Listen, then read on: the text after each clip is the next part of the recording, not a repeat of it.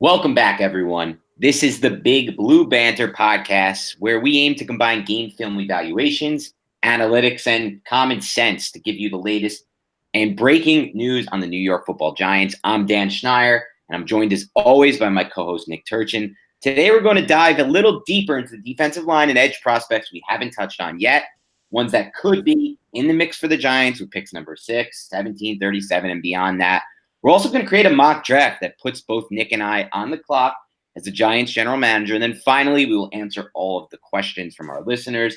So let's jump right into this thing, Nick. And recent buzz and Vegas odds seem to suggest the Jets are honed in on selecting Ed Oliver at number 3 overall. Nick, if the Jets pass on Oliver, is he someone the Giants should draft? And where does he land on your Giants-specific big board, one that factors in fit, team needs, and talent? Yeah, over 6'2", 287 pounds, just a freak and a really good get off, really good, really explosive athlete, kind of a raw pass rusher. I see him. I struggle with him at the 6th pick, and I struggle with him as a fit for the Giants. He's a great player. I just can't see taking someone in the first, call it 20, 25 picks of round 1 and have him being a sub-package guy and just a non-starter. And so for him to play the 3 tech, or if the Giants vary the front, he's kind of somewhere around the tackle that way. I don't think that I think this defense has many other needs where you need a consistent starter day one, for that top 10 pick that the Giants are lucky enough to have, basically. So, I can't get there. And for the role, I honestly don't see the Giants really take to somewhere in the second round. They won second round pick, right? So at the top of the second round, or towards the top of the second round. So that's where I see him. I think that his big limitations is in the run game against combination blocks. And as well, I think overall, although he had a ton of statistics, his body control and the ability to finish, I'm not really sure if he can do that right away level against the run.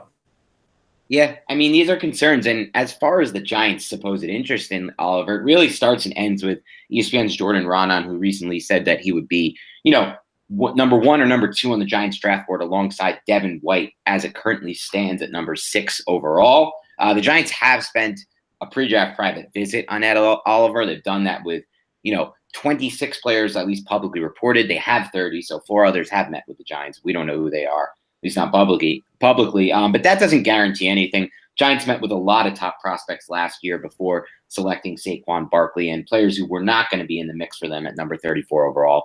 But let's say, Nick, the Jets do select Oliver at 3, and the buzz is correct. It will likely cause one of either Josh Allen or Quinnen Williams to fall to the Giants at number 6. Let's say it's Josh Allen. If he does fall to number 6, is that a no-brainer pick for the Giants? I don't know about no-brainer. Josh Allen's a great player at 6'5", 262 pounds. He may be the freakiest athlete in this draft. There's a play that I didn't cut, but where he basically picks up or carries a crosser in the end zone as a 262-pound dude and breaks up a pass that I don't even know if a corner could have made the play in the corner of the end zone. It's the area where I struggle with a no-brainer for the Giants is within his use of hands and his counter moves and his pass rush. And those that haven't looked at Kentucky's tape, he's improved mightily, like incredibly, from his junior to his senior year. His body's really changed as well. But he only rushed the passer maybe 30 to 50% of snaps max. It was really a third down pass rusher because their front, the way they were playing him, he was mostly in space. So he was mostly a cover guy. There were guys in his junior year who thought that he was going to potentially be a stack backer or a Sam linebacker in a 4-3. I definitely think he's going to be an edge rusher in this draft. I just think that his evaluation, his fit for the Giants at 6 would actually have least amount to do with his tape, which takes it out of my realm, and more to do with his interview, his coachability, his willingness to learn pass rush moves, and then his basically fit within how they think his production would be from day one. Because I think the Giants, if they're going to spend this 6th pick on a pass rusher, they need to get enough generated disruption in the pass rush game alone to justify it that high. I think you bring up some really interesting points there, Nick. The Giants are hell bent, according to this one report, on finding a pass rusher, and you don't need a report to tell you that. It's very obvious. Now, I have seen what you've seen, what you just mentioned, Nick, is something I've seen lately that people are questioning. If he currently is the elite pass rusher prospect, or not prospect, I'll say if he's currently an elite pass rusher. And while there is a lot of people who are in your boat that say he needs to improve some of his moves, some of his ability to cause disruption as a pass rusher. I believe that that's part of the projection. And in this process, when you see guys like, when you see reports like the Giants are interested in a player like Rashawn Gary, it's because there's also projection involved in these draft picks. When the Giants selected Jason Pierre-Paul, he only had 6.5 sacks his final season at UCF. Or USF, sorry. So, there is a lot of projection, I believe, that goes into the Giants when it comes to evaluating pass rushers, and this dates back all the way to guys like Osi and Yora and before that. So I think when you look at his potential fit for James Bettcher's scheme, his ability to do things like you talk about, play different positions, versatility, his ability to drop if they need him to, his character profile, which you mentioned, all of those things, his big jump that he made, all of these things I think factor in for Dave Gettleman and the way he's trying to build this roster. So for me, it would be a slam dunk pick, and I think for the Giants it would be as well. But say that's not the case, I want to talk about another player, Nick, who would not surprise me if he was in the mix at number 6 overall, though I know it would surprise a lot of people. And I know I put a lot more into certain athletic testing drills than others in my evaluation process for specific positions. The two that have stood out to me the most in predicting NFL success are the short shuttle and the 3-cone, and specifically for defensive linemen and offensive linemen. Brian Burns, Florida State edge player, outside linebacker, probably for the Giants if he is drafted here. He combined dominant athletic testing in these specific drills, among others, and he had the most total pressures of any pass rusher in 2018, according to PFF. Nick, would you target Burns for the Giants situation, and if so, at what pick? Yeah, Brian Burns he's a real interesting guy to break down with Florida State because they played basically a 4-2-5 most of the time. So he was a traditional edge rusher, but he dropped off into coverage a lot. And although he came at the combine at 249, he definitely got closer to 235.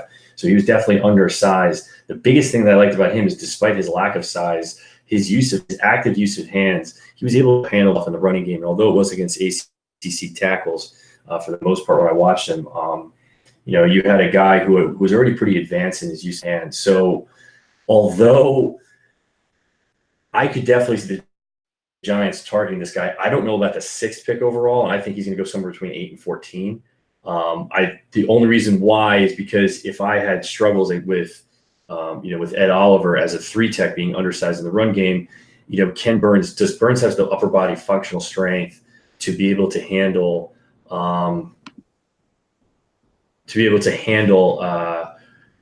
basically handle the run game when it comes to his side. I honestly think he's going to be in the mix, but I don't know if he's going to be there at 17. I think 6 is a touch too high, just because of those things. And I think that, can he start day one on the edge? I don't know. I think that there's a little bit, you have to see him play at 240, at that 249 weight that he weighed in at the combine. And I think that he can get there, though. I think his upside is tremendous. So I'm right on the fence there. If it's not 6, it would be very close to there. Believe it or not, I actually do see a scenario where the Giants drafted another position at 6 and then draft up to get him in the 10th to 12th position. Yeah, I think that might be the most realistic way for them to actually have a chance to get him. Because like you said, there are concerns about not only his playing weight, but can he translate to the NFL as a run stopper right away? Because if not, like you said, then you're drafting a sub-package player at least at the start of his career at number 6 overall. So I think you hit it. You really hit it nail on the head there. Maybe he's not as in play at 6 as I think he might be as a sleeper, but as a possible trade-up candidate. But let me talk about a player who I think is an actual sleeper to be selected at number 6 overall. There's starting to be some buzz about him potentially going to the Giants at 6, and I think if it breaks a certain way, it could happen.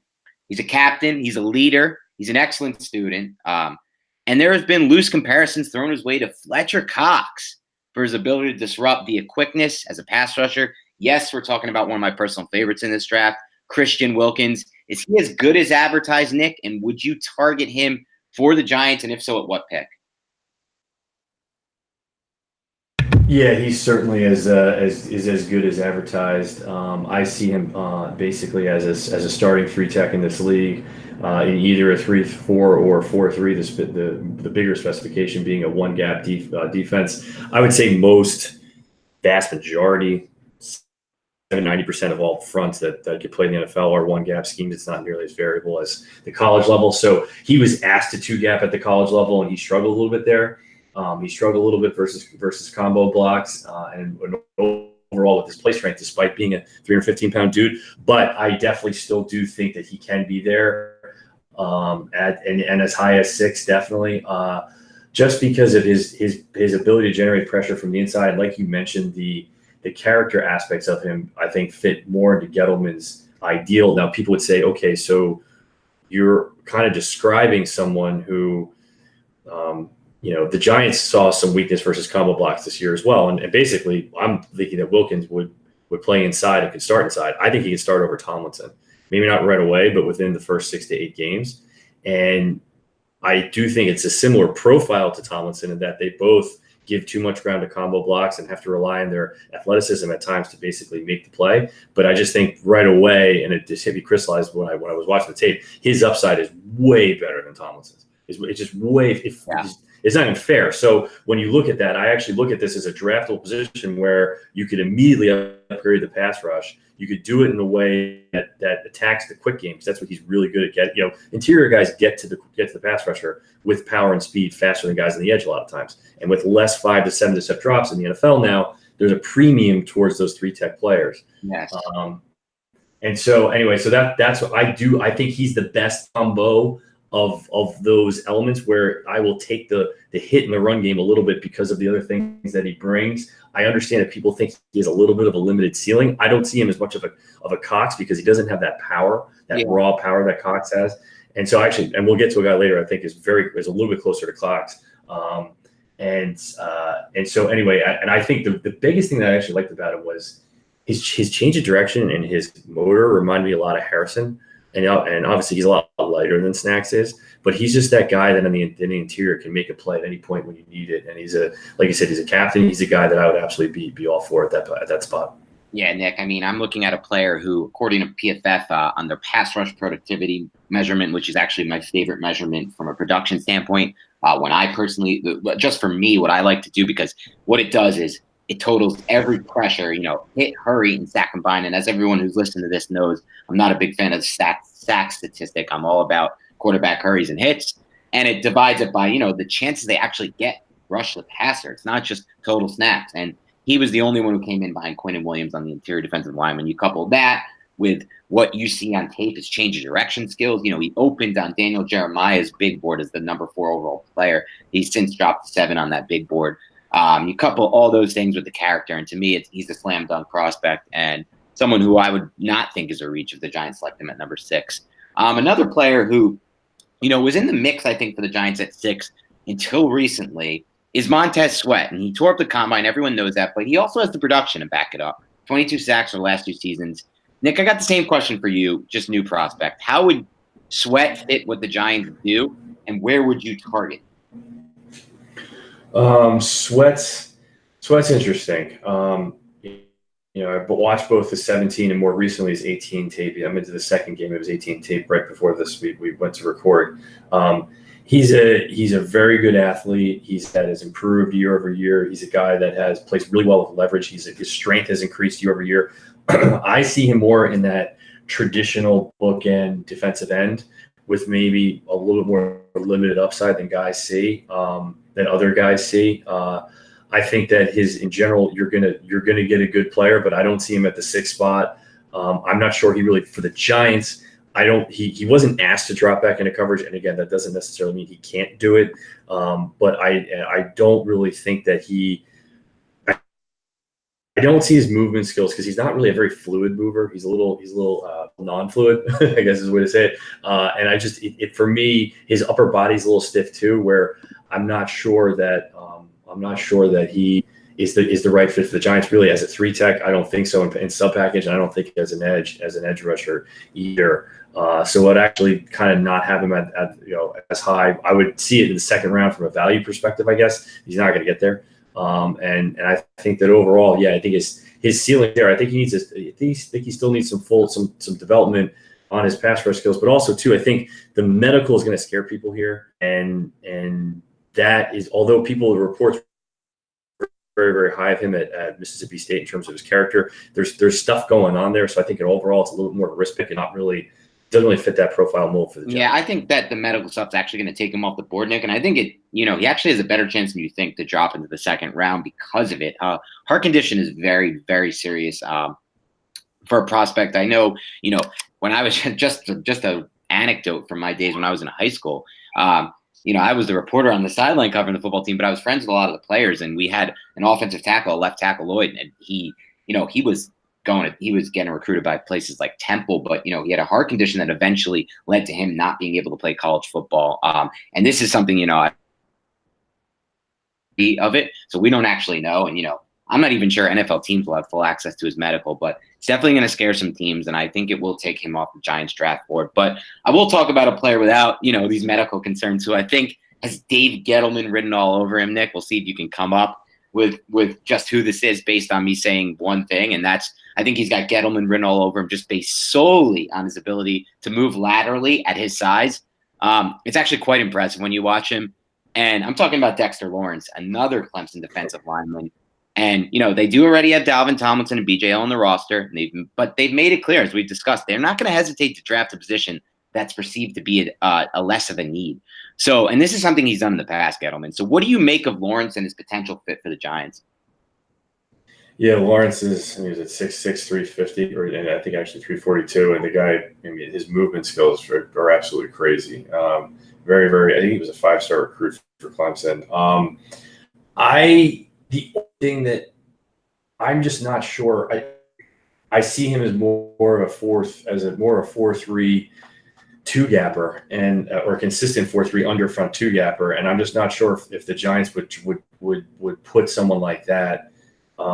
With although he's not limited in his pass rushing skills are developing. He certainly has the athletic talents to get there, but you're talking about a guy that I think, I would think of this way for the Giants for potential fit, the way their mindset work. If you're trading Snacks Harrison for a 4th or 5th rounder, how do you value a guy like Lawrence, where their body types are very different? Like Lawrence is interesting. He doesn't even really look like he's 340 pounds. So it's not like he's not that massive kind of hulking guy behind the middle, but I just I actually don't really see, with the Giants kind of set up with two guys right now. I think if they're going to go with an interior guy, you got to have a guy that has the bona fide ability to get to collapse the pocket. Yeah. I think he can, but I don't know if it's not at that level yet.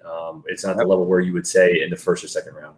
Yeah, I view him as a little better of an overall prospect than you do, but I think our mindset is pretty much the same here. I think, for this James Bettcher defense, if they're going to take an interior guy, he's going to have a little bit more of a defined pass rush plan right now, right away, because that's what they want right away. And I will say this, Nick, and, when you have a draft like this where there are 3 defensive linemen from the same team who are all projected as first-round picks like Clemson has, I think that more times than not, you see that one doesn't end up panning out in the NFL, and one was a benefactor of the players around him. For me, that would be Clelin Ferrell. I know you're a little higher on Ferrell, and we talked about him last podcast, but I do think that, there is some risk inherent in the fact that, some of these guys are definitely, or maybe one of these guys is benefiting just from the play around him on the defensive line. And, that's something we can debate for another podcast, but I think it's something to consider for sure. But I wanted to ask you about another player real quick, Nick, as we close out kind of these edge guys. And, it's a player who some analysts I know that I really trust view as a top 5 player just overall in this entire class. I've even seen, one analyst, and I don't want to give it away yet who it is, say that he could be the number 1 player in this class. And he tore his ACL during the pre-draft process, and now no one really knows where he's going to get selected. And, yeah, I'm talking about Jeffrey Simmons, a Mississippi State defensive lineman. How does he compare, in your opinion, to the top, not the mid guys, the top interior defensive lineman in this class, the Quinnen Williams, the Ed Oliver types, maybe even the Christian Wilkins types at the top of the draft? And is he as good as advertised? Definitely as good as advertised, and he's right there. In fact, I would have him. He's the closest guy in this draft, I think, to flex or to, no one's Aaron Donald. I mean, you can't teach that and there's so many examples of guys like you're not going to find the next Aaron Donald, but in terms of a Cox comparison, the guy is just unbelievable. The only word I used, I kept writing my notes, was dominant.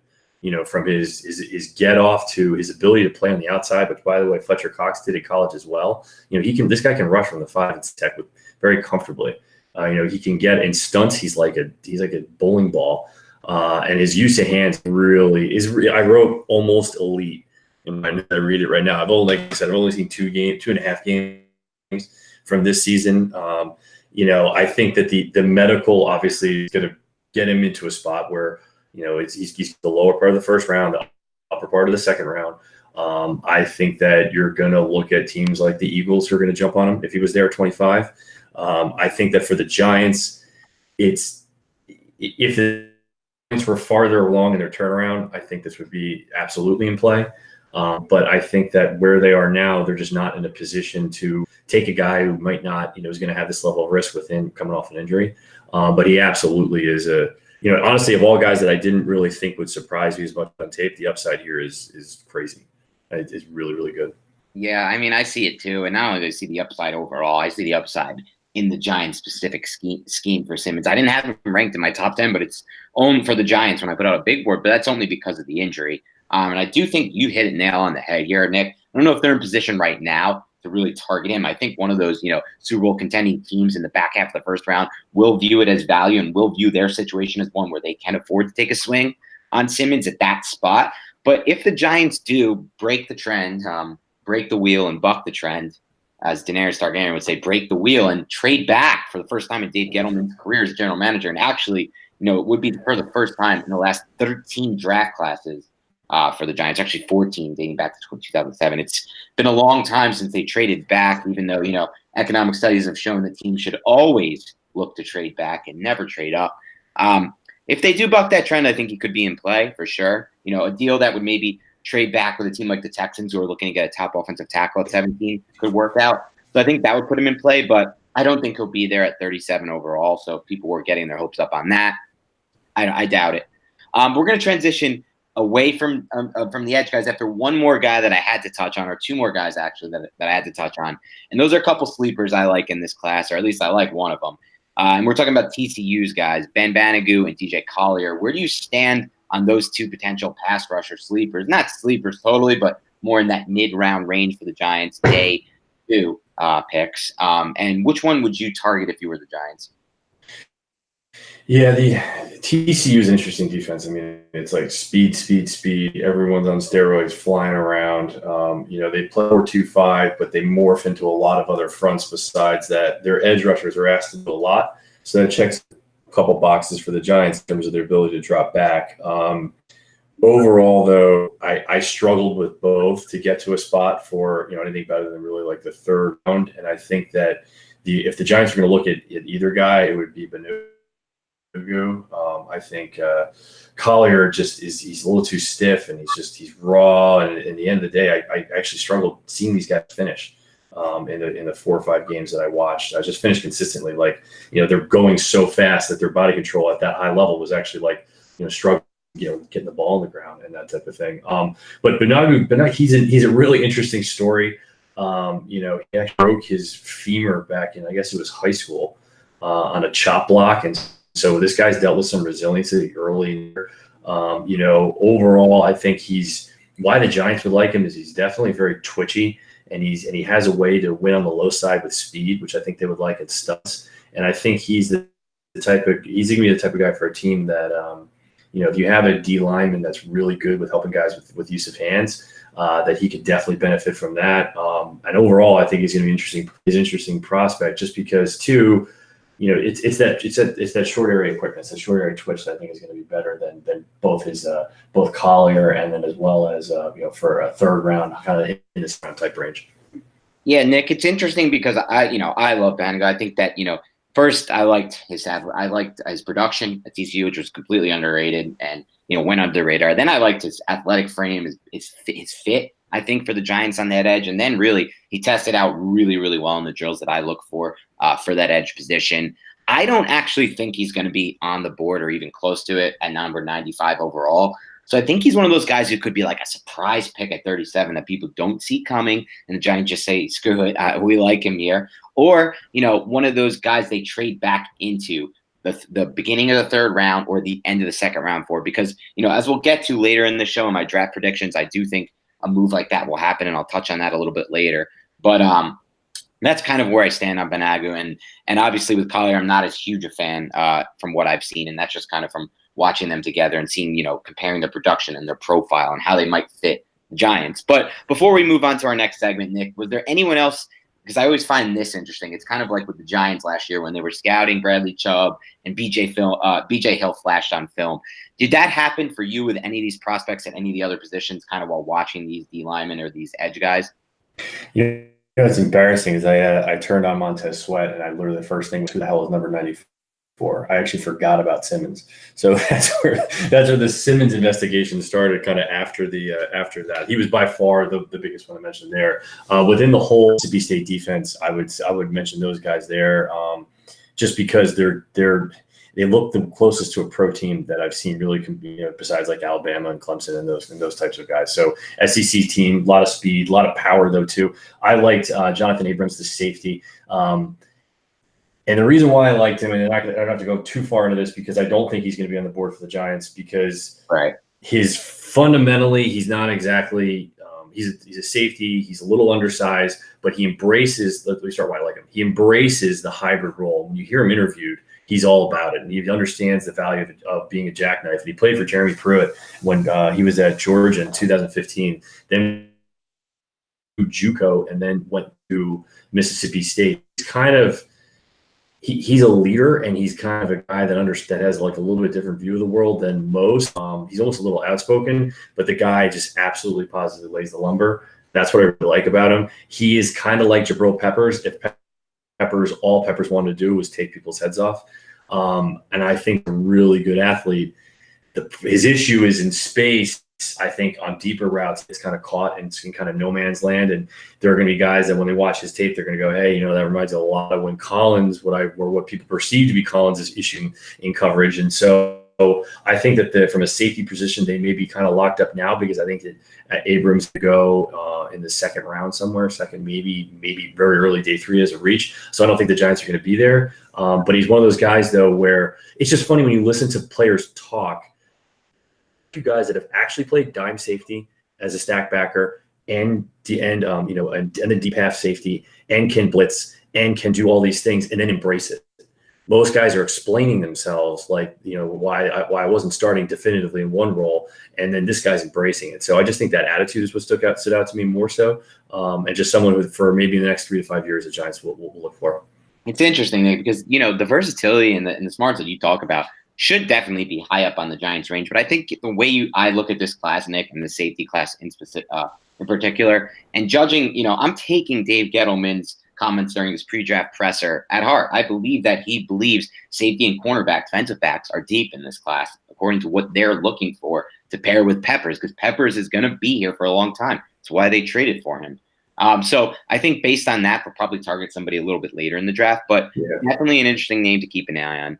And Nick, I think it's time to move on to the next segment, one I'm very excited for. And it's going to put us both on the clock. I want to make it very clear for this segment, it's going to be what we would do if we were in the position as Giants general manager, not what we think they'll do, because we'll get to that as well. We're going to start by doing this. I'm going to break down a mock draft scenario with the first 5 picks that puts you on the clock. And then I'm going to do another scenario and another scenario. I want to know who you would pick for the Giants based on their team needs, based on the fit you see in the scheme, and based on your overall prospect evaluation, not based on anything else, not based on what you've heard the Giants might do, not based on what the Giants have historically done, any of that. So let's say this scenario plays out, Nick. Kyler Murray, first overall. Nick Bosa goes off the board at number 2. Ed Oliver goes to the Jets at number 3. The Raiders take Quinnen Williams at 4, and the Buccaneers take Devin White at 5. If those first picks go down in that way, who would you select for the Giants at number 6 overall? You'd have to go with Haskins. Quarterback, you got a guy who, we've been through it from my side of it, and that's kind of I almost want to say it's an easy selection. I think that Haskins is the guy that I think he can start by the back end of this year at least as like almost like a floor. I think his ability to distribute the ball on time and on schedule, and the other side of it too is I think his ceiling. I'm higher on his ceiling than most, I guess, because his desire and his intelligence are gonna make a big difference to make his decision making better and better. And he's continually shown improvement after only 1 year of playing. I think that's your sixth pick. I had a feeling you were going to go that direction, Nick, so I'm going to put you in an even tougher spot soon when we go over other scenarios. But I'm going to start with my situation if I was on the clock here in this scenario. And for me, it would be Josh Allen. I've talked about earlier about my feelings on Allen. And I'll talk a little bit about my feelings on Haskins. I think they're often misinterpreted by other people who interact with me about the Giants on Twitter and whatnot. I have Haskins as the 11th player on my board. I don't dislike Haskins. For me, my issue with Haskins, Nick, is not what some others have expressed. I actually think he has an incredibly high ceiling. The more I watch him and the more I break down different aspects about a game, for me, I think he has a much lower floor than people are giving him credit for. I don't see that same floor with somebody like Murray, who for me will only fail if it's due to injury or characters or off-field stuff with arm talent like that. But for me, Haskins, I do think there are issues. They're not issues. I just think there are concerns with his play speed, with his footwork, and with just maybe his inability to create plays off script. Now, we've seen quarterbacks completely, I know the right word is, but kind of erase that as a concern. Players like Tom Brady and Philip Rivers don't need to create off script at any point, and they're successful. So for me, I do see the upside there, but for me, I would go with the player who I think is a surefire, perfect fit, and I've seen him take over games at the collegiate level. When you watch that Kentucky-Penn State bowl game, to me, that was the best defensive performance by any player all season. He was in the backfield every play during that game. So that's where I would go, but I'm going to present a different scenario for us here, Nick. And here's this scenario. The exact same thing happens from picks 1 through 3. Kyler Murray to the Cardinals, Nick Bosa to the Niners, and then obviously Ed Oliver to the Jets. But then at number 4, the Raiders pull the shocking pick that I don't think is as shocking as some may think it is, and they go Dwayne Haskins at 4. And then they trade. It's part of a deal where they trade Derek Carr to some team who for some reason wants to take on that contract. Then at number 5, Devin White goes off the board again. I do think the Bucs are locked in on him. So in that scenario, then, who do you go for the Giants at number 6 overall? So it's basically Williams or basically Allen? Or anyone else, yes. Yeah. No, definitely Williams. I think that's actually kind of straightforward. For me, I think he's top 3. So if you get a chance at top 3 and at the 6th pick, I think that he can. I think he can start at the interior side. I think he can displace Tomlinson. I think that he adds a ton of versatility to your front, like right away, and that's what Betcher really loves to do. Yeah, Nick, for me, it's the same pick. I'm going Quinnen Williams. Now, for me, it's a no-brainer, but it's not as much of a no-brainer for me as it is for you, only because I think I value the edge guys more than I value those interior linemen. But, overall, to get a player like Williams in this draft class and not have to use the 1st or 2nd or even 3rd pick, it's a slam dunk. But I'm excited to push this last scenario on you, Nick, because it's going to put you to the test. My pick, I've pretty much already said what I would do, but last scenario here is the Cardinals pass on Murray. They stick with Josh Rosen. And, today it was funny because Antonio Bryant, former NFL player, tweeted that he has a source that the Cardinals are going to take Bosa. It's over with. But let's just say they pass on Murray at number 1 overall. And the first picks are some combination to some different teams of Bosa, Quinnen Williams, Devin White, Ed Oliver, and Josh Allen. So now the Giants are on the board at number 6. And Haskins and Murray are on the board. Nick, you're on the clock. Who are you taking? Yeah, Haskins for the Giants because I don't have really many concerns about Murray, but if you're gonna have a coordinator and you're gonna have an offense predicated on distributing the ball in space to your players, a big part of that comes down to the quick game, and I see Haskins as higher in that facet. So if he's the equalizer for your pass protection, and if that's your answer as a coordinator, I don't think Murray's the right fit, which is why I think Murray's the right fit for guys like Kingsbury. and for guys that are willing to kind of go outside that normal box and have different answers, perhaps maybe more on the RPO side and more on and just basically sticking with going from gun and doing things that are kind of more accepted as out of the norm per se for NFL offenses. And if you're gonna, I think that you're not going to find a matches what the Giants are going to want to do than Haskins, and even if that means that Murray's on the board. The other side of this too, where ultimately the decision honestly would a big part of this would be culture fit and where you think that stands. And I just don't think that you don't need a ton of development to make your offense run from day one with a guy like Haskins. So I'm going to tackle this one from two sides, Nick. I'm going to start with what you said last, the cultural and all of that stuff. Because we don't have access to these interviews with these players, and because we have no idea what is said there between the Giants and those players, it's really impossible to predict where they rank these quarterbacks, in my opinion. And I do think that, if they don't select, if that scenario, happened and they took Haskins over Murray, a lot of that could have to do with something like that, where they, who they view as the leader for the team. The Giants have made it clear, both Gettleman and Shermer, that they value that, the importance of leadership in the off-field stuff, a lot at the quarterback position.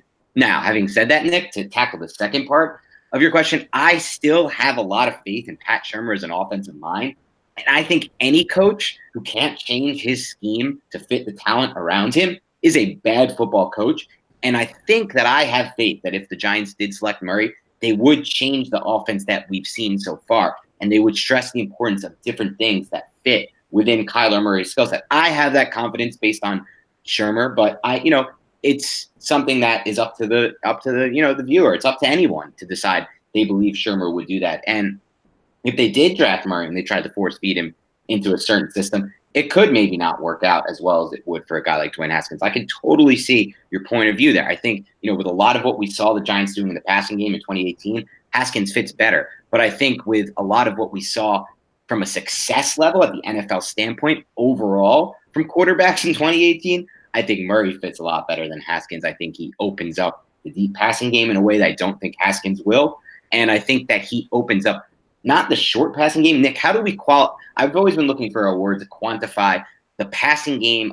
What do you consider the kind of the backfield passing game, the routes out of the backfield to running backs, and not over the middle of the field, but more horizontally speaking? Is there a word?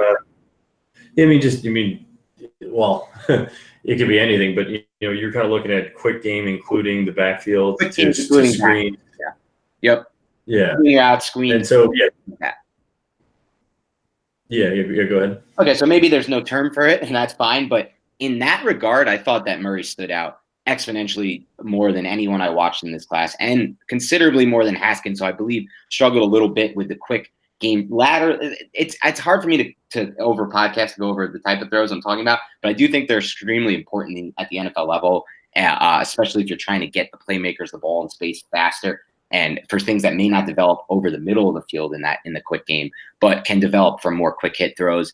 And so, if I believe that Shermer is the coach who could curtail his offensive game plan to Murray, then I just think that he has the arm talent that is at an all different level for me in this class. And that, none of this even touched my evaluation of Murray really is based mostly on what he can do on script and what I saw him do in the pocket. When you talk about the stuff he does off script, both with his arm and legs, then you really add another layer to this, at least for me, as far as projection goes to the next level. So that's where I stand. I know we stand differently. It'll be fun to look back over the years, Nick, on Haskins and Murray. And I always find it funny, too, because I think that, development of these quarterbacks at the NFL level is so dependent on just like so many factors and variables that have nothing to do with just them individually that it's so hard to judge, if anyone got something right or wrong. But I think this will be a fun one to track for sure, Nick, as we move on. And as we move on to the next segment, I want to talk about our predictions for what we think the Giants will do.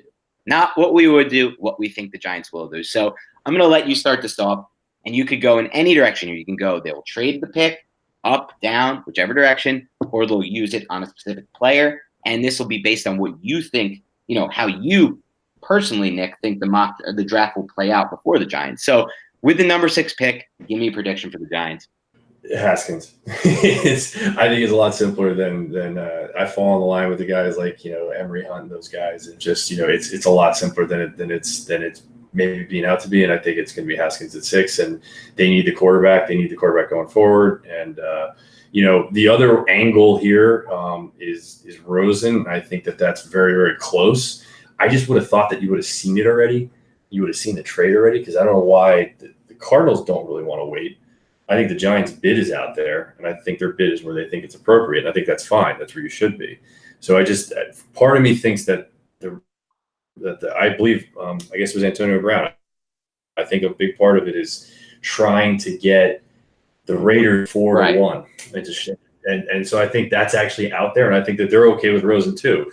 So, but in general, I still think they will go with Haskins. I think that it's he fits the profile enough.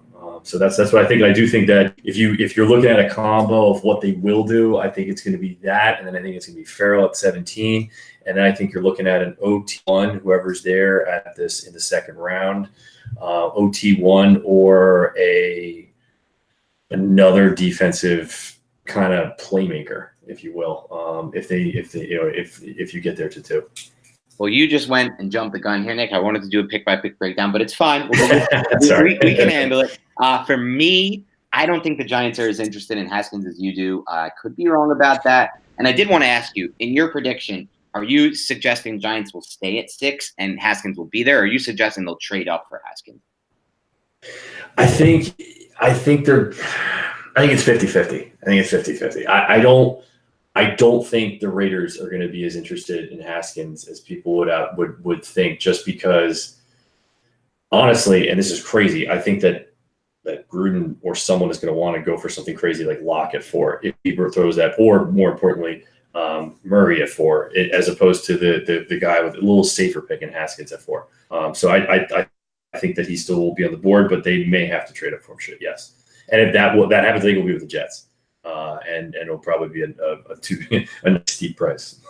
Yeah, it would be a steep price if they were forced to make that decision. But for me, I'm going to go with my prediction here, Nick, and then we're going to touch a little on some of the things you said. I think they'll stick at 6, and I think this draft's going to fall to them the way that they want, what I think they want. And I think Josh Allen's going to be the pick at 6.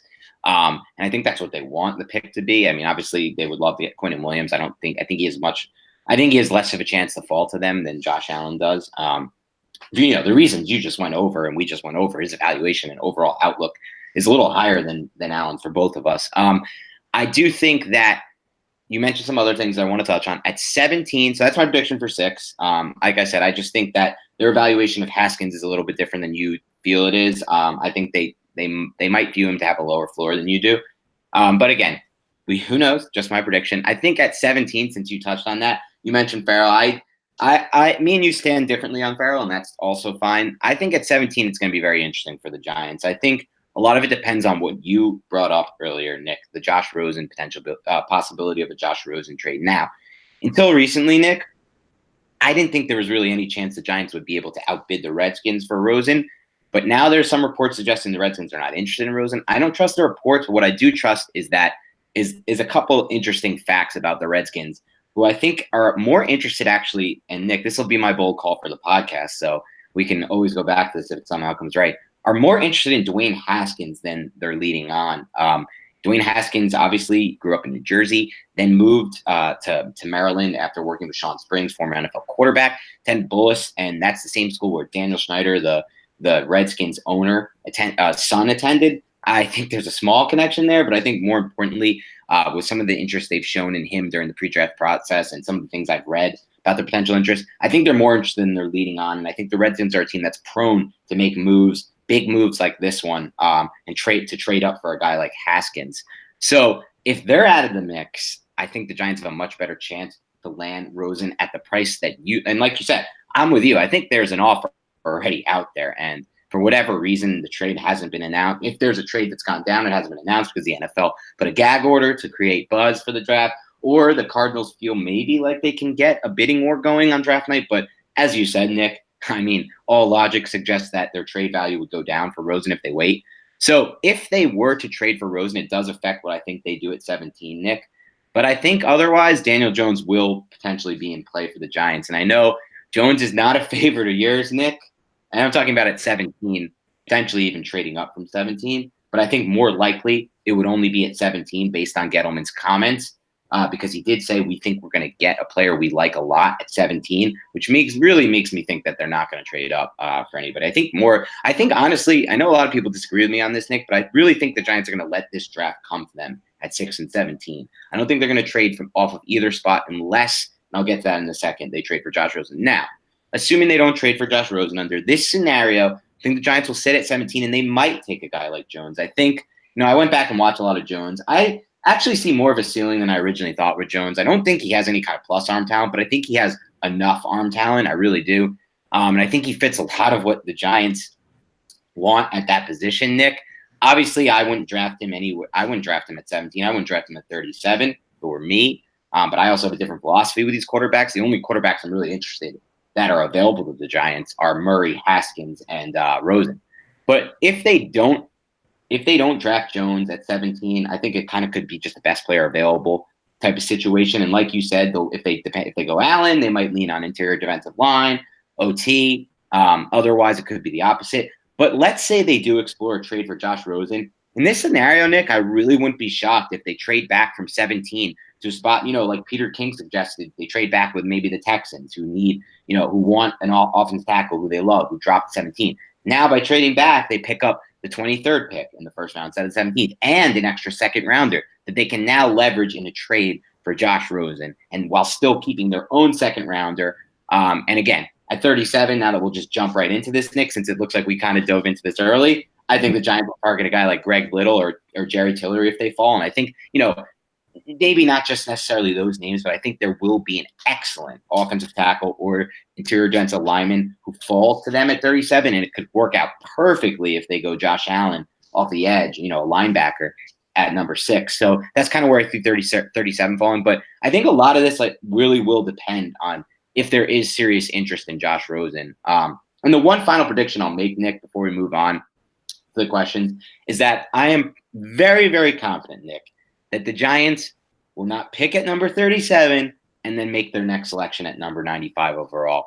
I know it's a weird thing to be really confident in because there's been there hasn't been a trade yet, and it's not easy to move back. But knowing Dave Gettleman and his history and how many how many day 4 picks he has under his belt, I think there will be a trade to move back into the 3rd round earlier, or back into the 2nd round with that number 95 overall pick and then some. And we'll keep an eye on that because I do think the Giants are going to be aggressive on that front. But now it's that time of the show we're going to get to, which is my favorite part, which is the questions from our listeners. We got a slew of questions today, which is awesome. I'm happy to break them down, Nick. So let's dive right into them. Matthew Arts asks, can Ed Oliver really be a good fit in a 3-4 Giants defense? Yeah, he can as a sub package guy, but not. I don't think as a starter. And it doesn't. Again, when we differentiate between 3-4 and they're playing 70% of their snaps in basically a 4-2-5 nickel, so it's closer to an over front. It's not 5 defensive linemen. I don't think he fits in either. Basically, for the Giants, I think that you're going to have. I don't see it unless if he's a second rounder, basically, which he won't be. So you don't really see him as a real spot there. And we touched on more of an evaluation of Oliver earlier, Matthew. So if you do get a chance and you didn't hear it at the beginning, circle back there. Jason Torrance asked, is it possible for the Giants to trade back from the number 6 pick? Say Williams, Bosa, Allen, White, they're all gone. I'm thinking that they're looking to add another 1st rounder for next year in what they think would be a better quarterback class. Yeah, it could be. It could be if they get. Well, I don't really think they're going to do it, but it's not a bad thought process if you got Rosen with the idea that you could then, if it doesn't go as planned, you can then, get someone next year. But I don't think, I think that Gettleman does not trade back, and I just don't think the Giants in general either trade back. It's plausible. It's not, but I don't think it's possible. I don't think the Giants are moving off the 6th pick. Like I said, I think there's actually a better chance than usual. They're not than ever for Dave Gettleman that they might trade back at 17 or maybe even 37, but I don't see it happening at 6. Nemesis says, do you like any players late enough into the draft that you would be reluctant to trade any pick other than a 7th rounder? This one, scouts make their money in rounds 4 through 7. It's kind of like trading derivatives, trading options. It's like, it's kind of boom or bust there. I think the whole goal, though, for the Giants trying to rebuild an organization with a lot of holes is get as many picks at the top 100. Dan just kind of went over this. So I think that, yeah, they would package those things to get back into the top 100. They only have, right now, it's 4, right? 4 in the top 100 or 3? Correct, 4. I can't remember. 4. Yeah, 4. So you need as many of those as you can, and especially the way they were kind of, in my opinion, hamstrung in free agency. You have a lot of need here. So I think that, yeah, there's a lot of potential starters in the top 100 versus guys outside of the top 100.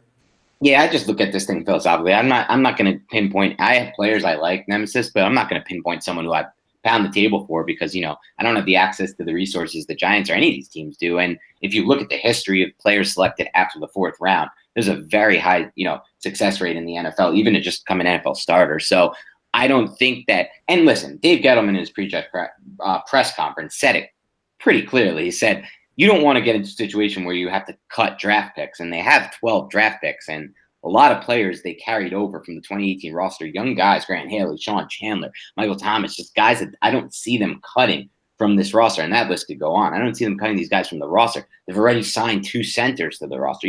Just examples across the board, really, of this being the situation. So I don't think the Giants are going to draft 12 players, and I don't think that they're going to be hesitant to trade those late-round picks, and I don't think they should be.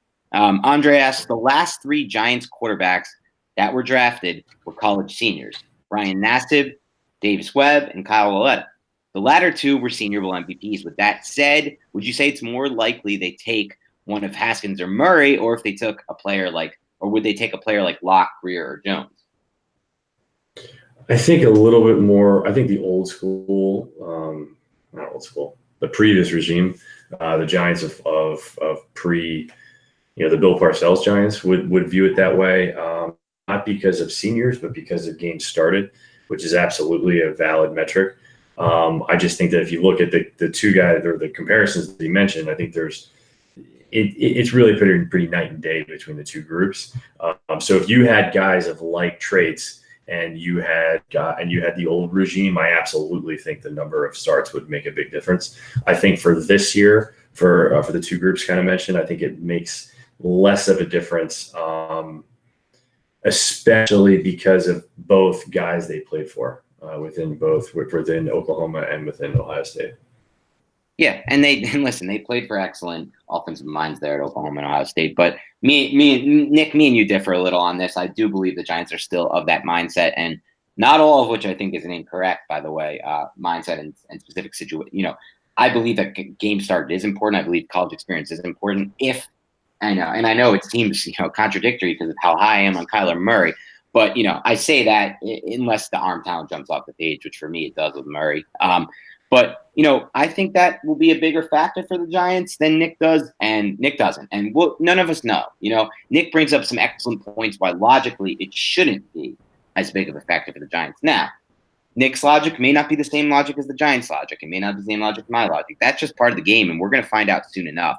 But I think that's kind of where we would stand. I would say we differ a bit on that.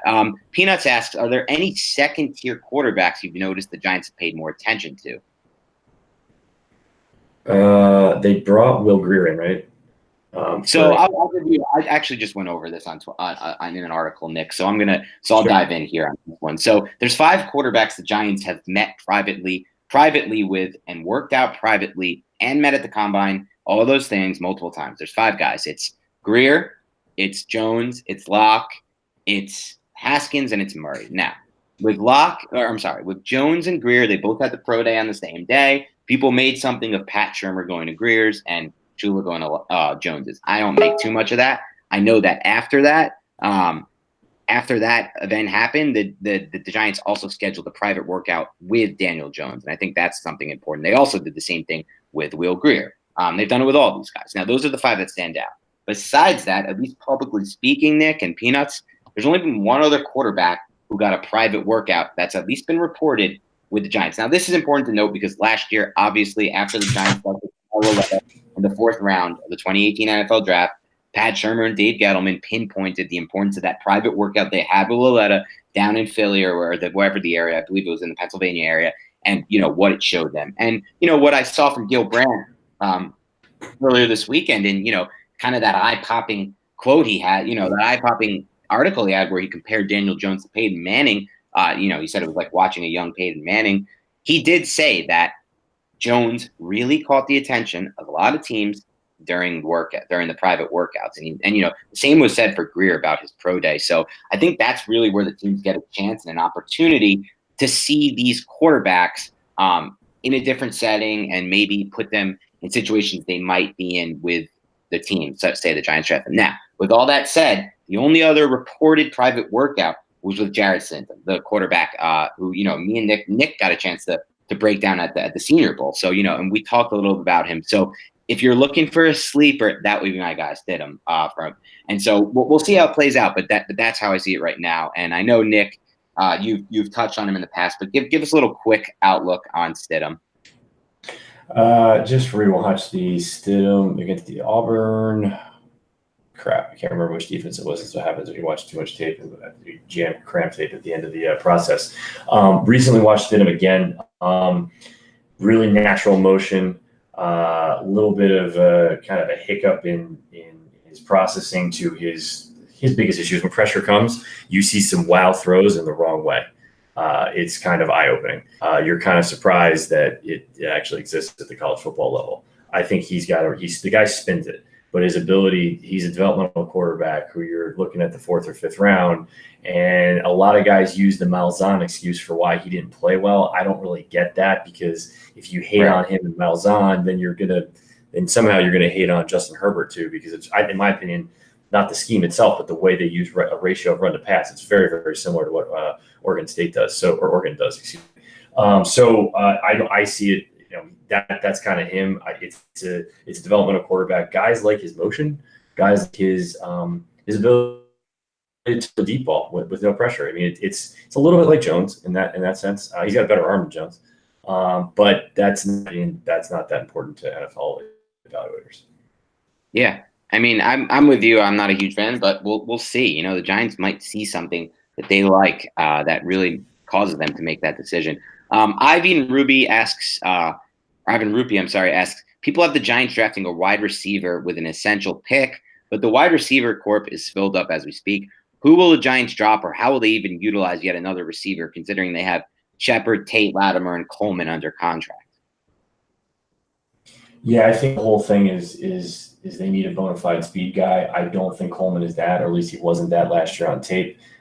He's got to elevate his spot to the next level. To do that, I absolutely do not think they're going to draft a guy in the draft, a wide receiver in the draft. I think there are some good deep threats, but that's what they would be looking for, unless there's something absolutely positively crazy happened. But even that, I don't see it happening. I think that's what's kind of, there's a lot of reasons, a lot of fallout from that type of thing. And yeah, I think it's basically the position is settled. Yeah, I mean, I think not only is the position settled, Nick, but it's a philosophical issue. The Giants, I hope, at least as far as what I think is the right way to build a roster, I've made the decision to stop investing so many premium assets at the wide receiver position via the draft. Obviously, they just re-signed Sterling Shepard and spent a lot of salary cap on Shepard and Golden Tate in free agency, but that's different than using those valuable draft assets, in my personal opinion.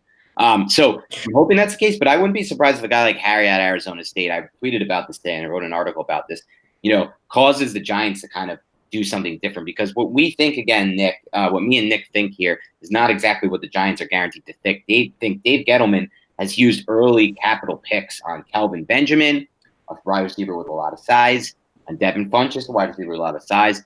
Harry wouldn't surprise me. I think that what he does best is yards after the catch via forced missed tackles and broken, creating yardage after contact, Harry. And I think that that's exactly what Shurmur values in a wide receiver, based on, the decision to re-sign Shepard, their decision and more so even their decision to sign Golden Tate at the age of 30. So it wouldn't shock me, to be honest. Client 9 asks us, if by some miracle Arizona passes on Kyler Murray, do you think that Gettleman will value him as the Giants QB1 and trade up to draft him? So I'll just answer this one real quick, since it's kind of, cut and dry for me. I can't make that comment. I have no idea, because like I said, it just depends so much on the interview process. So without any access to that or information, I think it'd be unfair for me to answer that question for you. But Zach Mahoney, moving on to a different one. Zach Mahoney asks, and this one I think is a good one for you, Nick. Zach Boney asked, the Giants really need to draft a quarterback this year? He said, just how, quote unquote, bad was Eli in the second half of the 2018 season? Yeah, I think the answer absolutely. I think if you chart kind of aggressively plays throughout the season, you see that there's a little bit of uptick from Eli from his play versus pressure in the second half. And I've got a bunch of tweets on this if anyone wanted to see the numbers that I pulled. In stuff that's not public, though, it's I don't think the Giants' offense function really in its goal of distributing the ball to receivers in space, even in the second half, even with the numbers, even with the points per game, all those type of statistics. I think that in general, you're going to see an uptick quickly through a new quarterback. I even do think that would be a rookie in the second half of the season. I guess the quintessential game I look at, and this is not the quintessential game, but it still mattered that meant something where I think it would have been a difference was the Titans game. And believe it or not, this is a random thought, but I actually think Davis Webb would have made a difference in the Titans game because he would have threatened the defense vertically, and the Giants were just absolutely abysmal or anemic against a playoff team. So against real competition, if we're going to judge kind of good on good, as we say, for draft prospects, that's how I would view the Giants in the second half. And when they face those types of defenses, it was not that great. Yeah, I think we've discussed this at length, but I agree with Nick. There is a massive need for the quarterback position. For me, I still might pass on it, Nick, and that's only because of the way that I philosophically view addressing the position. I am not a fan of using anything other than really their number 6 or higher pick on one. And for me, I'm not, like I said, I'm not as sold as you are in Haskins. And it's not, I see the ceiling there for sure. It's just the floor I'm concerned with. And I don't think they're going to have an opportunity to select Murray. I think he will go number 1 overall. So if you do make the decision to draft any of the players after that, what you're doing is you're committing to not selecting a quarterback in the 2020 draft. I'm sorry, but they're not going to select a first-round quarterback if they take Haskins, Locke, Jones, Greer, any of these guys, really, unless it turns into another Kyle Ouellette, a 3rd or 4th round pick. So in that scenario, you're really taking yourself out of 2020 draft. And in my opinion, probably 2021, Nick, because I know that we probably see this a little differently. And again, this is not what I would do, Nick, just what I think might happen. I think the Giants are going to stick with Eli for the whole 2019 season. I really do believe that. I think his stats will be a little better than they were last year. And the Giants will justify him being the better player than a rookie who really, is. And based on rookie struggles, I don't think that's as crazy as people think. But, that's a debate for another day, especially, if they don't get Haskins or Murray for that matter. But so based on that, it kind of makes it tough for me to say you have to take a quarterback this year just based on that philosophy. But, I think with what Nick said, the key point here, Zach, is that both of us agree the Giants massively need an upgrade at the quarterback position. And both of us agree the best way for the Giants to get better fast is by upgrading the quarterback position. It's just kind of about how we get to that point. The other thing I would say, and just before you even think about upgrading the QB1, let's say for 1 second they don't draft any quarterback. Year over year, the quarterback room will be worse off. Yeah. And every other winning team upgrades the quarterback position.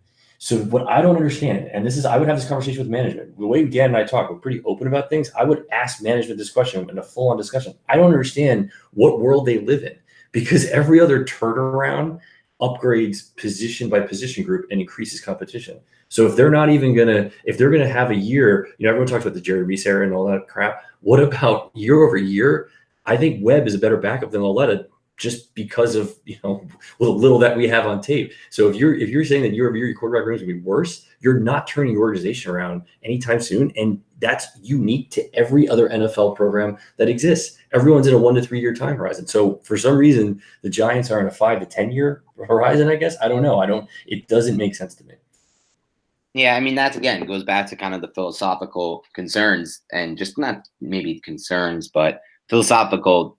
How much of an impact that plays in deciding that position. Because I do think, Nick, I totally see your point there and I understand it. But at the same time, I think it does take them out of selecting somebody in that 2020 class. It really does. I don't think there's teams, you don't find teams using a 1st round pick or, number 37 or overall or number 17 and then coming back the next year and trading up for a guy like Herbert. And let me say the caveat too. I'm also including free agency too. It's not just this draft right now.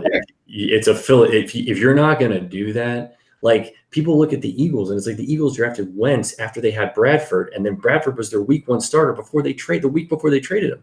Right. Like, And they had Nick Foles during this process as well later on. right. And so that's where it's like, if other teams are using the premium positions and they're buying in and they're buying high and selling, or in some cases buying high, but selling higher. Instead, you have the Giants shrinking from those positions where there are massive needs and there's big, big holes and you can't address them because those contracts are being taken up. So that's where I don't understand at this point. I know we talked about the plan and we don't want to go into it, but I don't get it from a position standpoint. It doesn't. There's not a lot of movement yet, and it's been a year. Yeah, and we'll find out more obviously as we enter after this weekend, Nick, because for all we know, like you said, your prediction could come true, and the Giants could just be putting smoke up the entire time and selecting somebody like Haskins or at 6, or maybe it's Locke or Jones at 6. Who knows? But they could be selecting a quarterback there, and we'll find that out as time goes by. Dan George wanted to know our simple, kept it simple. You just want to know our top 3 guys for 6, 17, 37. I think we've kind of gone over that. I'm just going to do this real quick, Nick. If you want to jump in, you can. I would have Murray, Quinnen Williams, and Allen as my top 3 if I had to. Of actual potential realistic, even though I'm not so sure Murray's going to be there. At 17, perfect world for me. Devin Bush somehow drops, a player like who I'd be certainly interested in. Christian Wilkins could somehow drop there to 17, just based on the position he plays. That would probably be my second target there at 17. And then, another player who I wouldn't mind targeting at 17. I actually, like him a lot more than other people.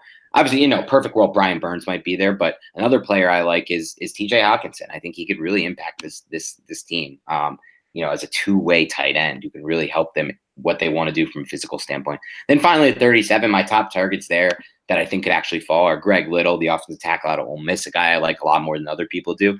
Jerry Tillery, another guy who I just think has a chance to drop there based on the fact that he really is best fit for the Giants specific opening at that 5 tech in the 3-4. And then if I was, if I was push came to shove and I needed a third target there at 37, Chase Winovich out of Michigan, I love watching him play. I tried to figure out more on Gary, and every time I watch Michigan, I see him and Bush just pop. So those are my targets there. Nick, is there anyone you wanted to add at any of those spots? No, I think that at the 37 spot, I think it's really interesting if you want it on the offensive line.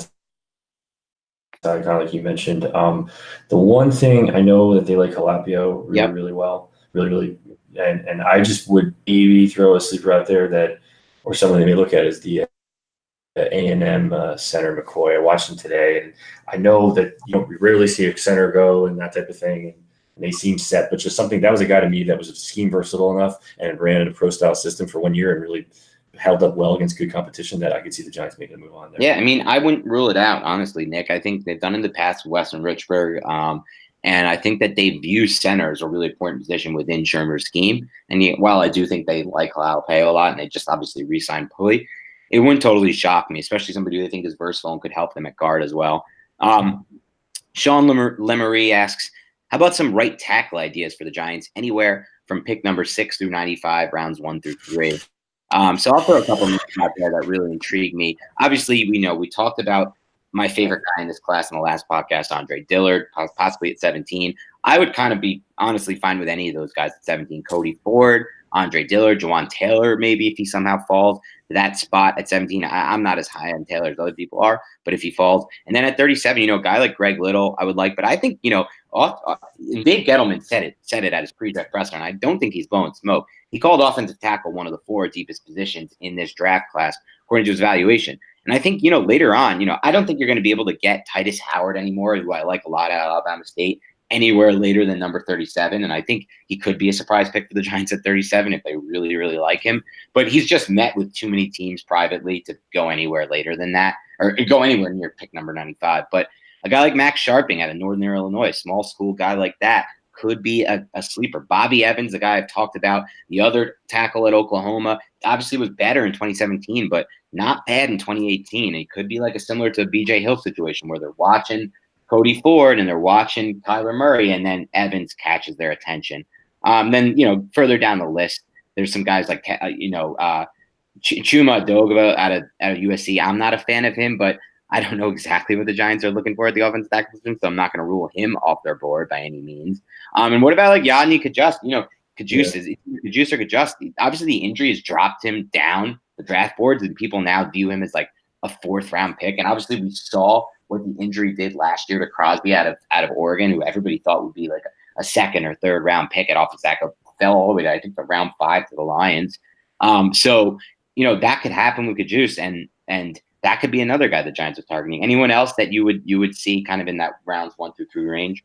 No, and you mentioned some good names. I like Kajust on that for a guy for them, and I think that, yeah, no. I honestly, to be fair, I haven't studied a ton of the offensive guys on the line side. The other side of it, I just think that this is kind of the issue when you don't have a signed right tackle. Right. You come into the draft with a need where it's like you're kind of sitting there. Yeah, you can't overlook this, right? If it's the second round, this is a huge position. I could actually make the argument that probably if you're going to stick with Eli, it's like probably maybe the most important position, especially if you're going to take away, Odell Beckham. He needs time, and he needs time on his front side.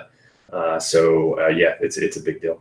Yeah, and I wouldn't totally say they're not going to have addressed it in free agency. I think Mike Remmers, if his back checks out, will sign with the Giants, and he was pretty damn good, and not pretty damn good, but definitely above average according to Pro Football Focus and what I've read in Shermer's scheme in 2017 at right tackle before he converted to the guard position and then got injured in camp and tried to play through the injury in 2018. So I think he would be kind of the starter unless it's somebody who just blows you out of the water, or unless they use number 6 or 17 there. But yeah, Mike Meyer asks, based on what we know about the Giants and Dave Gettleman and what they determine their value for draft prospects, is it safe to assume if the Giants considered a prospect to be a developmental player, they would not receive a first-round grade from them?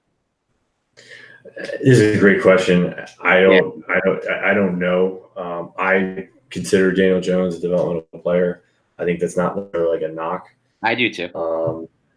I think that you can get guys that are developmental players that have, since they're developing, you could say that in some ways their ceiling, although less than odds of actually hitting it, could be higher. I don't think it's the case of Jones, which is in general for the label.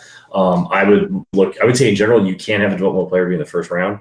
I don't think you can have a guy who's not going to start for you being, if you're going to draft him in the first round, it's got to be a starter. So I think that way. But, look, Gettleman doesn't have he has a track record, but it's not like, I don't know. I would look at that, but I don't think it's really safe to assume anything with him. I think he kind of sees himself as a wild card. And in terms of the quarterbacks, I don't think you could draft Daniel Jones in the first round. And I don't think he's terrible either. I don't think he's going to go in the third round. I think he's a very clear path to a backup quarterback. And that's what's cool this draft, is that there's a lot of those guys that have a clear path to as a development quarterback that could then have upward higher ceiling. So you lean on your scouts a little bit more than other years where they could maybe hit on someone crazy in the fourth round. I do not think that's what the Giants can do. The Giants are not in that position at all. But I think that's the year for those kind of guys, not the guys to overdraft. Yeah, and I think if you just kind of look briefly at Gettleman's history, it's tough to say if he would draft development player. I mean, or somebody who they doesn't view as a starter. He did draft Vernon Butler in Carolina when you already had Star Latuite and Kawan Short on the defensive line on the interior. So that was kind of an eye-opening pick. He just felt in his mind that he was way above the rest of the players he had graded on the board at the time. So I'm with Nick. It's kind of unpredictable, and that's why it's going to be more fun when we find out this weekend. We got one more question for today, Nick, and then we're going to wrap this up. T-Fed asks, my perfect draft scenario has Josh Allen falling us to 6, and we back at 17th, 4th this year, and a 3rd next year to move up to 12 ahead of Miami for Dwayne Haskins. Do you see any shot of this happening? Yeah. I mean, honestly, again, I think just for what we just said, I mean, maybe. I think there's a good chance that Allen may fall. So that would put it in a good chance. But in terms of packaging all that to then move up for Haskins, I'd like the creativity, but I don't know. I think I'd have to say, like, that's a lot. And I just think that if you're high enough on Haskins, yeah, it gets into why would you want, you would really split the hairs between as a quarterback and all that type of stuff between 6 and basically 12. I don't think they would actually do that. Again, I think that the way I would look at this is if you get a quarterback and then you're looking at Brian Burns at 12. That's where I think they would move. And then again, that people would say, well, what's the difference? Well, I think the price would be potentially a little lower, and I think that it would be. I think that from rounds, I think there's really 10 very good players in this draft. I think that some of them are going to fall at 15. It's what teams are going to want to take that chance and be able to wait. And I think someone's going to fall. Of all the guys that we mentioned a bunch of really good guys. One of those guys is going to fall in the 20s. And that's where I think that our team is willing to wait for that guy if that guy's on their board. I think if Burns is there in the teens, that the Giants may move back up. Yeah, I mean, I'm going to answer this question a little differently just because I think Nick touched on the main point here. Like, if you are that high on Haskins, unless you're that high on somebody like Josh Allen, I don't think you pass on the quarterback. But more importantly here, I don't see many scenarios playing out where Haskins is not a top 10 pick in this draft class. Like I touched on earlier, I think his ceiling is just too high for that. People like Nick and a lot of people I like, Emory Hunt, there's people, Bucky Brooks, you can go across the board. Not only think that his ceiling is that high, but he also has a high floor. So for all those teams that potentially feel the same way about Haskins, one of them is going to trade up into the top 10 to select him. It's not like he's just going to sit and fall. It's just not how the quarterback position works in the NFL draft. You look at any draft class, even the one where Pat Mahomes, and I understand why you would ask Steve Fed, because there was the class where Mahomes, where the Chiefs traded up to that 12th pick, I believe it was number 12 overall. And that's the one you bring up in this scenario.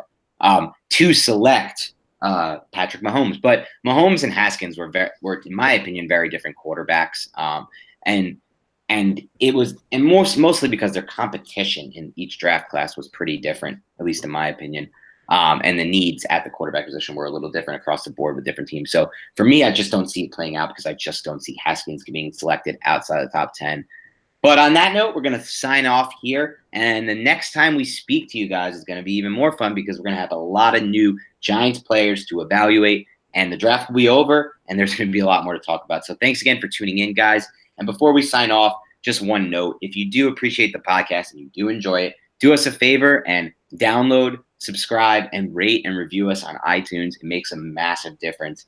We've seen some of your feedback already on there, and we both really appreciate that. And if you want to continue the conversation with us, it's always available to you. You can find either of us on Twitter, where we will do our best to do our best to continue the conversation. We're both very active there. You can find me on Twitter at Dan Schneier NFL, DANSCHNEIER NFL, and Nick, you can find him at TMAC21 on Twitter.